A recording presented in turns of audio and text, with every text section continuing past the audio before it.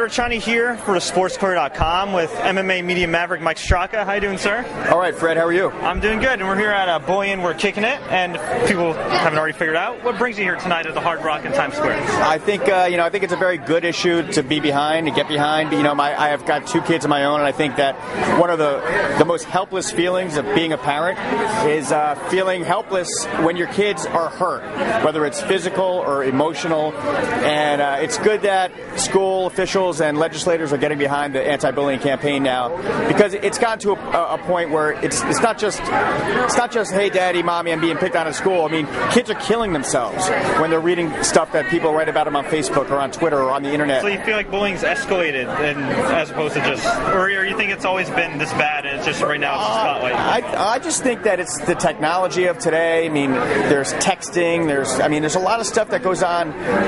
Look, when you're a kid, the smallest thing is the biggest thing in the world. And as adults, we forget that, getting a B on a test when you thought you did was monumental. I mean, I can remember driving my bike home from school one day, like, I wanted to kill myself. Like, literally, I was like, I'm going to drive my bike in front of a car because I had a B or a C, whatever it was, and I was so, like, it was so big back then. Looking back on it, it's almost embarrassing to even say it.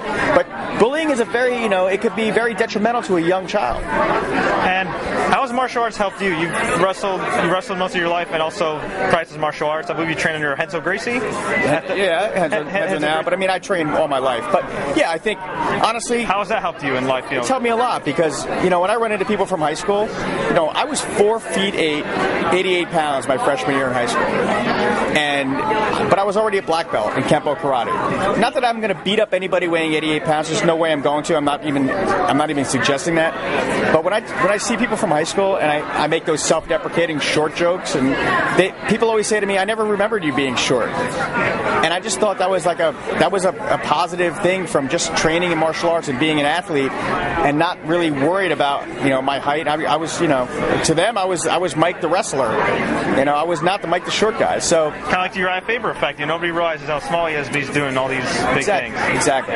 So, here I am now, and I'm, doing TV shows and hosting shows and writing books, and who would have ever thought? But I think it's that mentality and that confidence that allows kids to ignore or not even notice when they're being bullied. And, you do have a very inspirational story. You started as a CBS page, transitioned to Fox News, became the youngest VP in Fox News digital history, transitioned to HDNet, now an executive position at Tap Out. For anybody that wants to be in your position, whether it's in media or just anything in general that wants to attain a goal, what advice could you leave them with us tonight?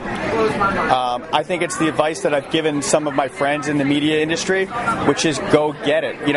People ask me, hey, can you help me out with this person or that person? And I say, no, you've got the contact, keep badgering them, and it works. And people have found success that way. I mean, I got a friend who needed a credential for a UFC fight and said, what should I do? I'm like, you just keep emailing the guy, and what happened? The guy got a credential. So you just got to be persistent. Persistence is key, kids. And for more information on Mike Straka, check him out at MikeStraka.com. Got a great book by the name of Fighting Words, right? That's it. Definitely check it out.